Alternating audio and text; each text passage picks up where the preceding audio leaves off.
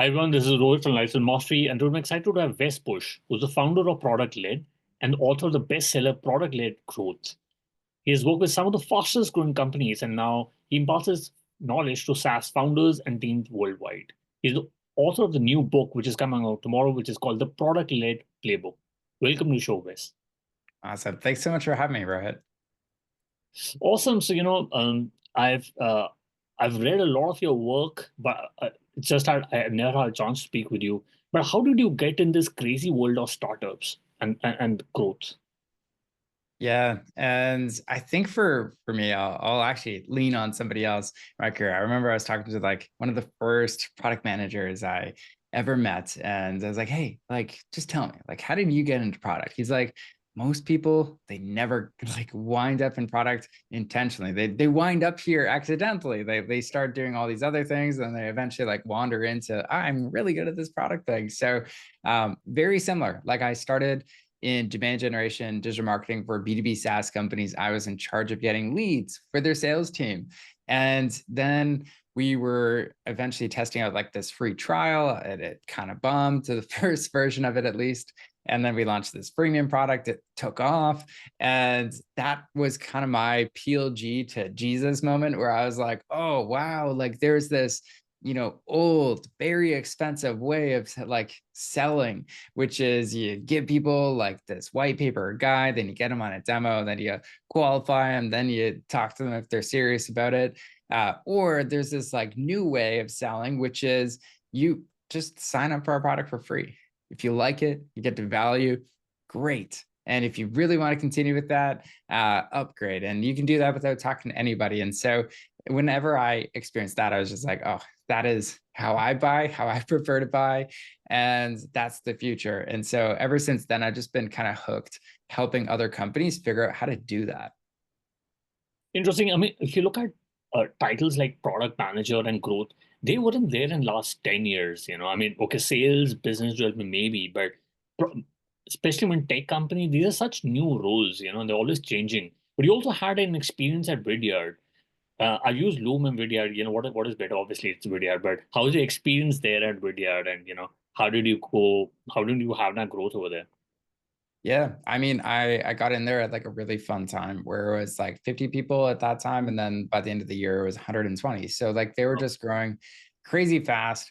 But like back to the reason why there were so many people is because they were on that sales-led playbook, which yeah. was just hiring a lot of salespeople, changing up the sales leadership, building a lot more focus there. And so that was kind of the experience. And then we were like trying to test out this new kind of like free motion at that end of like, how do we scale this up? And so, yeah, it's super exciting, but also you realize to grow that fast, there's a ton of waste when it comes to just like, how do we grow fast? We got to test all these channels as well. So super eye-opening. Like I've definitely been on both sides of like the bootstrapper life versus the venture back life.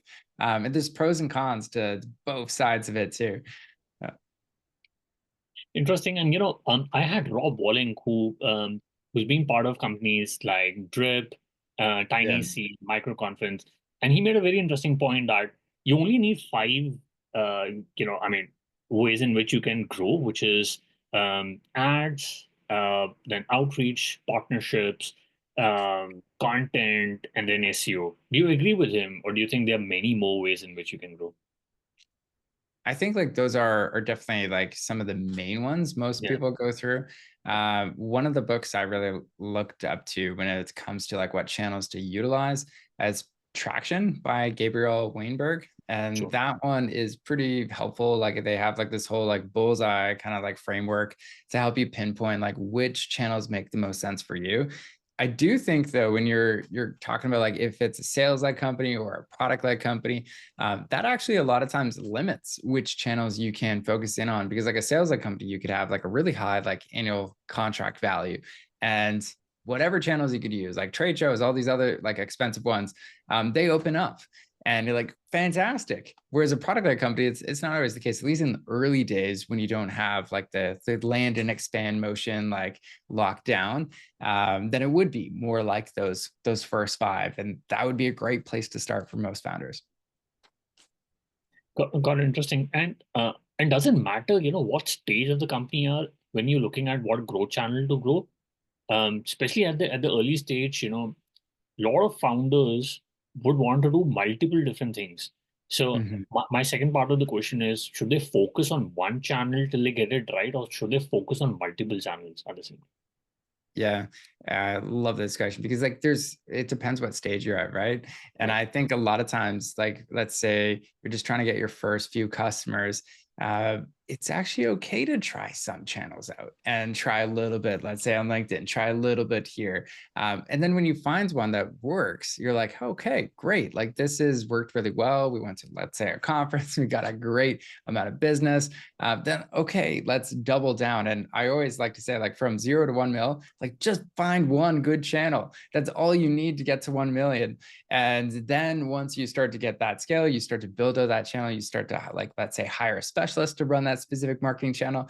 Then you can start to say, okay, we've really done good here. Let's branch out and let's try adding a different channel. And so that's the way, at least I like to approach things. It's not everybody's forte, but having that focus is really friggin' hard. It's so Yeah. helpful when you want to build mastery and understand each of those channels. Because back to like those 5 channels you mentioned, like let's pick paid ads as an example. It's like most people try paid ads and they say, it didn't work. And it's Yeah. because they're like, amount of testing and experimenting and actually like building the skill sets to do it well, it takes time to do it really, really well. And so they burn like, a few $1,000. They're like, this sucks. But it's like, actually, no, you suck at ads. But that's okay. We all suck at the beginning and we need to get better. And so I think this just goes back to your question, get focused. Yeah, yeah. And you made a very interesting point about paid ads. What should be like the uh ad budget if if somebody wants to try it out before they cap out and they say it's not going to work out. It can't be thousands, but what if they just raise $1 million? What should be their budget like? Yeah. And so this is coming from somebody who's wasted a lot of money on ads without it working. But if I go back to why did it probably not work? One, it wasn't even because I didn't hire great people who could make it work.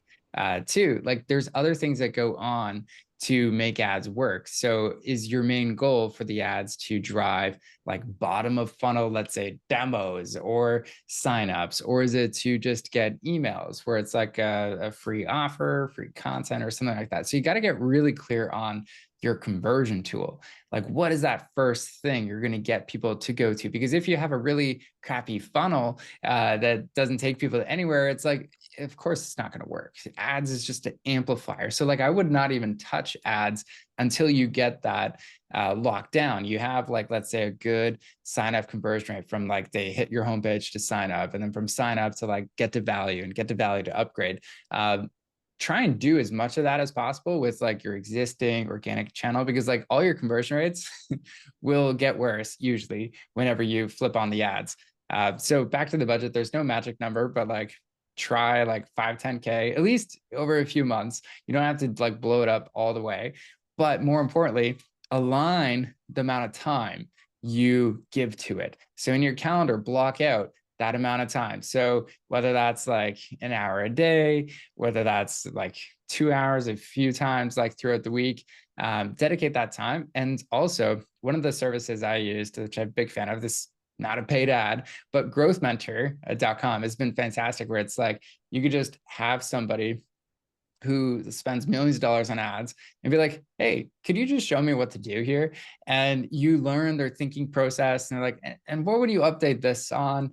Oh, and then they like tell you all the things, like you are sending the same ads to people like 12 times. So I find that is probably the best way to kind of think through it and really understand that channel. If you're going to build a capability there, you got to build that skill before you can delegate it. Interesting. I mean, I just read the uh, Mr. Beast, playbook where he said that you should hire consultants. So your Yes, reference that's about exactly yeah, it.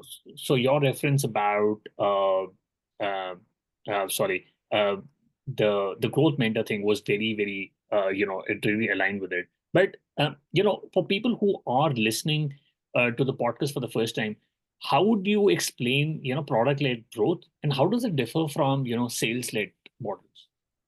Yeah, for sure. So product-led growth is when somebody could sign up or like go to your website and they see like a free motion, whether it's like a free trial, freemium model, or something like that, and they could sign up for free, and then they could get the value and upgrade all without talking to somebody else. So that, like at the surface level, that's like a product-led growth, self-serve motion at play. However, like anything, there's a lot more to it than just that. That's what everybody sees. But in order to make it work, you also need to make sure the organization is set up to support that. So like you have a company level strategy that supports PLG. That's part of how you're going to win. You have the right team capabilities that support that. The right data, like product data, is really important, and the right growth process, all those things to make it work. Now, when it comes to like what's different, when it comes to the product-led company versus the sales-led company, it's really like simple when it comes to the funnel. Usually it's like somebody goes to your website, it's like request a demo. Okay, great. I'm going to talk to a sales development representative or somebody like that, 15 minutes, 30 minutes, and then they get qualified on that call, and then it kind of gets passed to account executive. And then if it makes sense, then it goes to customer success if they become a customer. And so the go-to-market motion is completely different, as well as the team capabilities. Sometimes even the strategy, like you're going up market, you're solving complex problems. Whereas in a product-led company, you're usually solving for simplicity.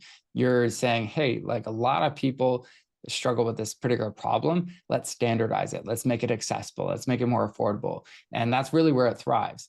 And so two completely different beasts of businesses, but you need both of them, which is like if you're solving enterprise problems, the sales-led motion will work better most times. But that's not to say a product-led company couldn't start small and then work its way up too. But that's the biggest differences. Got it. And can you share the examples of two companies who have successfully implemented a PLG growth model? Yeah, no, for sure. So one thing like I will add to that I haven't mentioned yet is like there is hybrids. Like there's product-led sales, and that can exist too. But I think it is important to kind of paint the two pictures of like, are you more in the product-led camp or sales-led camp? Because yeah, it's wish-washy in the middle with success. So product-led company would be something like a Canva or a Miro or a Slack. And so it's really simple to sign up, get the value, and upgrade without talking to anybody.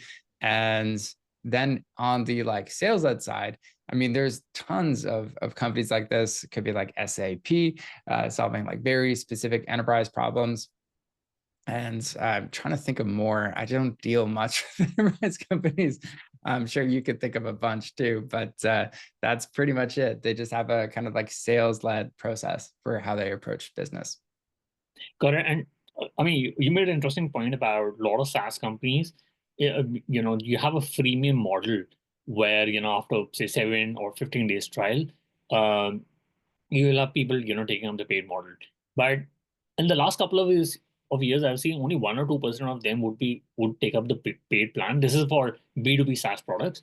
Do you think with AI coming in, things would change? Or, what advice you would give to founders would want more users in, but they also want more paid users? Looking at how the market has been in the last couple of years, they want more revenue coming in. Yeah, no, definitely. And so I see the rise of like AI products is just going to help a lot of product-led companies solve some of these problems. Because if we go back to right now, like why are a lot of product-led companies like dealing with those low conversion rates, kind of lackluster results, and they're kind of questioning like, should we keep this PLG motion or not? A lot of times it's because it's just not being done really well. So for instance, they're not clear on who their ideal user is. So, okay, you're trying to be everything to everybody. Like that's the first sin, building a product business. Second is your model. You're actually not clear what the heck you're supposed to give away for free. You're not intentional with it. you're just giving away random stuff, or you slapped on a free trial to something that's solving what I would consider like an advanced problem. And that's no matter how long it is, it's really hard for somebody to go from like 0 to hero in that product and see the value. Then it's like your offer is not that clear. It's confusing what the heck I'm signing up for, what value I'm going to get out of this. So they're not motivated. To your onboarding, once again, like doing that right. That's also really important, because if you can't get people to value, they're not going to come back. That 98% did not get value. And so they're just going to say, okay, I'm on to the next product. I'm going to try out your competitor, see if they have a better experience. And then pricing is kind of the next one here, which is your pricing is really important, because it has to be simple for people to understand, but it needs to be powerful in the sense that somebody could sign up for, like, let's say $50 per month plan, and it could eventually grow into something that's like $5,000 per month. And how do you do that? You need the right value metrics and get people set up for success. And so I really feel like those first 5 things are like really important to just dial in if you're going to do it right and see success with PLG, regardless of like if AI is there or not. Got it. And do you think PLG is more successful for B2B companies, or can it also work for B2C companies as well? Oh, I mean, I would say B2C companies have been doing PLG well before it was even called that, and they were seeing a lot more success with it because there was no other business model to make it work. Like the willingness to pay on the B2C side is usually way less. And so it was just like, we have to have like self-serve motions before anything else. That's how it's going to work, this business model. Whereas B2B, you could get away with, okay, we got to have a sales force on this end, because there is just a higher annual contract value. There's more value to be had here.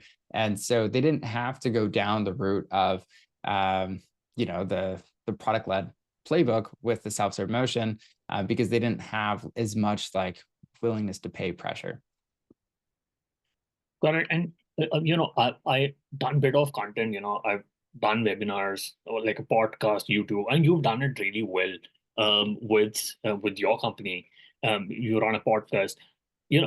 For somebody who wants to learn about content marketing, how do you master content marketing, and what are some of the strategies which has helped you and helped your podcast grow? Yeah. So I would say like our podcast, not a diss on our podcast. I still like the podcast, but that's not where our power kind of originates in content. Where the power originates for us is in writing books. Books for our business are the like key pillars of how we differentiate, how we stand out in the market, because there's a lot of content out there on product-led growth, but it's like, what content is exceptional and what content goes deep and really simplifies a lot of things. And so that's really where we try and focus. And so myself, like whenever it comes to even like client engagements and stuff like that, and I'll get into how that ties into things, I write to understand and clarify and simplify things. So it all starts there. And then from that, sometimes it's a book, sometimes it's content, but it starts there for me to kind of understand the world better, simplify things.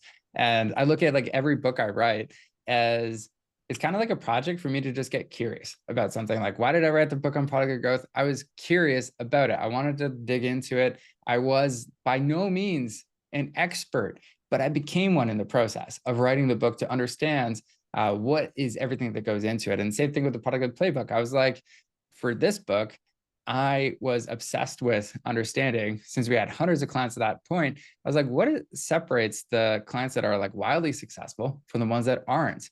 And just that kind of basic question ends up being a book that was like, now here's how you can predictably grow your product-led business. And so that's really where it starts for me, at least. Got it. And would you suggest for B2B, SaaS companies or for B2B companies to use book as a lead magnet or a funnel to get more subscribers in, or Yeah. to differentiate? Yeah. Okay. Yeah. So for our business, like our whole kind of approach is product-led growth. So like, how do you do that as a service business? That's the kind of tricky question where you're like, okay, we got to eat our own dog food, everything else. So this book And the reason like I turned down publishers and like invested over 150,000 in this book to make it really good is because I'm actually going to give it away for free. And a lot of publishers don't like that. They're like, oh, really? That seems like a shitty business model for us. Great one for you. But yeah, so if you have that flexibility, I think it's amazing as like a service business, because the goal is, yes, you can give it completely away for free. It's our complete approach. And if you like it, it's like you have two choices, like self-implement it or work with us. That's it. And it's like, you know exactly where you're getting into when you read the book and you work with us. It's the same thing. It's just we help you with implementing it. Yeah, yeah, interesting. You made an interesting point that you said no to publishers, but um, why did you say no? I mean, is it about controlling the assets because you were able to make distribution, have your own distribution channels, or because from what I understand is you have to give away the IP and all the assets to the publisher, if I'm not wrong. Was what was your thinking behind publishing it on your own? Yeah. So with the IP, like some publishers, they don't necessarily have to have it like that. They want the written IP. So like the actual words of the book and whatnot, like they would own that part. But like your frameworks and everything, you would still own that. At least you should. If you catch your publisher trying to do that, that's sneaky. But yes, that's part's fun. But when it came to like what were my plans to distribute this book? The goal is, if you're a B2B SaaS founder, I want to give you this book and be able to have that business model where I can support that. And so how we're going to do that is there's going to be like the book is eventually going to be for free on a lot of different platforms. Like we're going to give it away for free on our podcast over the next 12 weeks. We're going to give it for free on our website. And if we look at like the first two books we've already published, we've sold like hundreds of thousands of copies, but if I look at, where do we get the majority of the readers, it's actually online. And what's great about that is it's an owned asset. It's on our website. We can track it. We can look at where are people getting lost in the book. Where is the book? Could it get improved to make it more engaging? So we get so much insight from that. And then if we want to send it to like, let's say a conference or to anybody, it's like we just pay the author like printing fee, which is ridiculously affordable versus like, oh, we got to buy through our publisher at face value. And that's great for them. But that also means we can't send like for that same price, we could have sent out 4 or 5 books at that same price. Yeah, got it. Interesting. And especially when it comes to creating that sort of content. And this is what I asked you before the call. Do you keep your content team separate from your consulting business, or is it part of the whole business framework where it helps you create a great funnel for get the right sort of clients in? Yeah, it's all integrated, connected. So how like our content creation process works is we have coaching calls, a lot of them, Yeah. different clients, and then all of those coaching calls, like the content team kind of listens in and uses it for content ideas. Now we keep confidentiality and all that stuff, but it's the ideas like, oh, okay, they have questions about these things. And what's great about our kind of business in this case is all of those calls are ideal customers. And so it's like, okay, would other potential ideal customers have that same problem? Chances are pretty high. And so then the next step is like, okay, they list out all those ideas. And then it's up to either me or somebody else on the team to kind of write it out as whether it's like a post, it's like a short, snippy thing. And then we can test it out on LinkedIn, other channels. If it works out well, then it's like, okay, maybe we do a video on this, podcast on this. And then if it's really, really good, then it gets caught in the like weekly nurture for the email. And so everything kind of has a second life in that way, where it starts with the idea. I think the ideas are the most underrated thing. And then it's just what content format works best. And let's try a different hook, all that, those other things, and go from there. Yeah, no, absolutely. And I use different channels like LinkedIn, Twitter, newsletter, as well as YouTube. I think for now, because of the podcast, YouTube um, is stronger than other channels for me. what's been your stronger channel, and what advice would you give to founders on what channel they should start with? Yeah, so this is fun because we're just going through this process right now of like, okay, let's reevaluate like for 2025, what marketing channels and what does our new kind of mix look like? And what had been true for us, like for the early years of ProductLed, was always my whole strategy was literally just any low cost channel that compounds, like we want to be there. So like SEO, organic, like that was the early play for us in PLG, and it served us really well for just getting a lot of organic content. However, when it comes to like 2025, it's like, where is the market heading? This is at least what I'm seeing. I'm seeing a lot more shift to social media channels, and people want to engage with the person before. And so that's like the rise of influencers. I hate that term, but it's like, okay, if that's what it has to be, you got to build an audience on rented land, send everybody to your owned channel, whether that's email or something else like that too, and then you can monetize them at some later stage, whether it's just providing more value with free stuff, and then eventually having kind of hand raisers for whatever that next offer is. And so that's what I'm kind of seeing. If you're like trying to win in 2025, I would say create more content and try and stand out, have a sticky point of view. That's actually something if you search sticky point of view, Wes Cow on just Google, you'll find a great article, which just goes through just that. Because I think in the sea of content, it's not enough anymore to just create content. You have to have an opinion, a particular viewpoint that some people will agree with and some won't. Some should actually get pissed off with it. And that's the sign you actually have something that can stand behind and be like, hey, this is how I believe the world should exist in some way. And some people will agree with it, others won't. And that's what makes you stand out and different. Yeah, no, absolutely. I think if you have a contrarian viewpoint, people will either like it or hate it. So I had Nick Huber, who has a very contrarian view on Twitter, and he's pretty popular over there. But you made a point about SEO, and I've recently read that Google search has gone down to or will go down to less than 50% for the first time in a decade. But the Amazon search has gone up to 20 or 30%.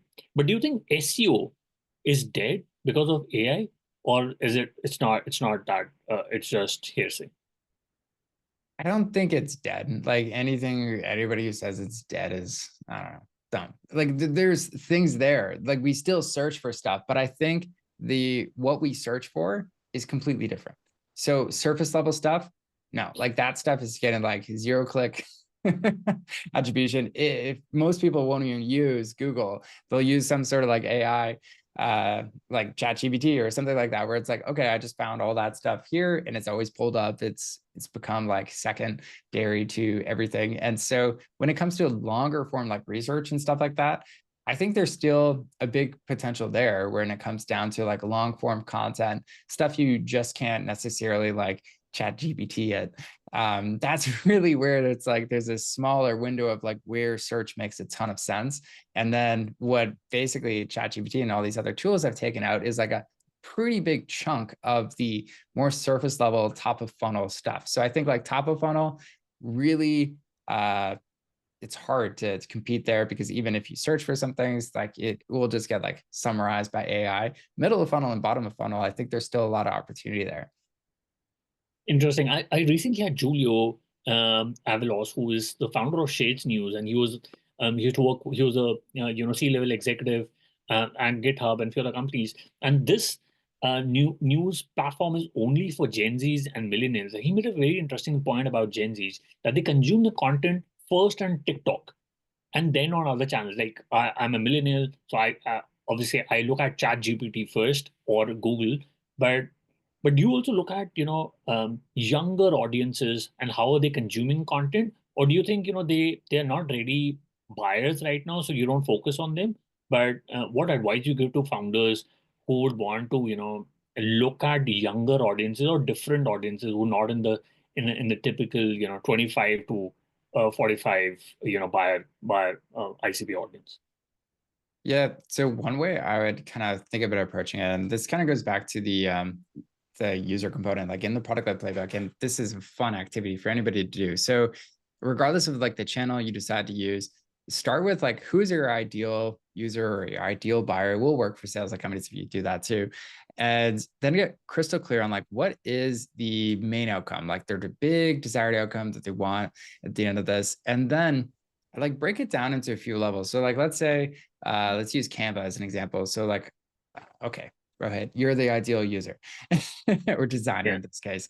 And your like desired outcome is something like, I want to design anything, anytime, easily. Okay, great. So like level one, let's make a poster or something simple. And it's like, what are all the challenges that you're going to have to overcome to do that? And it's like, let's list them all out. There's like finding a template, there's writer's block, there's all those things. So it's like, okay, let's take writer's block. Okay, we could write an article on that. What else could we do? And I use this test. It's called the PCR test, which is like, what are all the product solutions we could do for this? Everything in the product. Like we do templates, we could do all these fun things. But then there's like resource solutions. So could we, I don't know, create a quiz to help people like, I don't know, for a specific topic, come up with ideas and stuff like that to get started. Then there's content solutions. And that's really where it's like, oh, okay, maybe on TikTok, we could put how to deal with a writer's block and all those things and give like, 10 different videos with 10 different examples of like, here's how people address this. This is how this famous designer addressed this. This is how this person addressed this. And so you're just hitting it from all these different angles. But at the core, it's all aligned with people struggle with this one thing. And we Yeah. just happen to be the best at solving it from all these varying degrees. And collectively, we help you with writer's block really well. Hmm. Interesting. And what key metrics should businesses track to measure the success of product-led strategy in the teams? Yes. So on the go-to-market side, these are at least the main ones I would recommend. So number of like unique visits to the site, that's always fun. And then signups. So if you want to do advanced level, it's ideal signups, but just normal signups is good enough for the people signing up for your free motion. And then the next part is number of people that successfully onboard, like they complete the onboarding setup. Maybe that's like inviting another user to the product. Maybe that's getting through the onboarding experience. And then the next thing is a first strike. I would measure that. So how many people are getting to that first experience of value? And in that case with Canva, it's like, okay, great. We created that first poster. Congrats. Hmm. Next thing is key usage indicator. And the reason I track this before upgrades is because what we're trying to do here is create a habit. If you think about like anything useful you've done in like a product, it's like, it's really hard to create a habit. So if we really try and focus in on that, we're going to get people hooked and they're going to see a lot more value before just kind of prematurely trying to get them to upgrade. And so key usage indicators, like they've done the same thing like 3 or maybe 4 times. There's no exact science to that number, but it's just a helpful reference to kind of think it's more than once that they've experienced that value. Then you track upgrades. And then I really look at expansion and churn as the kind of main metrics to look at next, just for the go-to-market side. That's not your entire business, but that gives a pretty good lay of the land of where are people dropping off. Got it. Got it. Interesting. And I've worked in companies where head of growth or growth managers are they're doing multiple different things and they're always experimenting. But when do you think is the best time for a founder to hire a head of growth? Yes. So there's, I mean, way too many founders. I would consider myself at this point too. One of them at one point where you hire them way too early and you expect the head of growth to be able to do everything. And Hmm. so, for instance, it's like you might hire a head of growth and you're like, okay, we're a small team of 3 or 4, and you don't have really any resources. You got to do this all on your own. You got to be super hands on, and your budget is your salary. And good luck. And then it usually doesn't end up working out, right? And Yeah. so I always tell founders, I'm like, please like delay it a little bit. Back to what we were talking about with the channels. I would start there. So if you don't have a head of growth, your entire team is a growth team. That's how it Wow. should be. Yeah. And so it's like your V1 growth team is your leadership team at that early stage. And then, okay, you start building out your marketing, you start getting specialists for like each of those channels, and you start to see, okay, some things are working. And then it becomes like this management bottleneck. You're like, I got too many one-on-ones. I have a lot of like, this growth thing going on. We need to hire somebody to kind of manage this better. I love hiring a head of growth that stage where you're like, okay, great. We can just have somebody kind of take the lead on this. They have resources to actually do something with this. They have a team that they could actually utilize and take this to the next level. And that's not always the perfect case, but I just find when you hire somebody with like a blank slate and no proven channels, that first kind of 3 to 6 months is just them trying to test out what works, what doesn't. And usually a good head of growth comes at like a pretty good price tag. And so it's like, if you can figure that out first and just plop them into an existing process is actually working okay, not great, but okay, then they can quickly in those first 36 months, take that to a whole nother level and just build out those, whether it's a channel or a specific piece of the product-led motion and take it to the next level.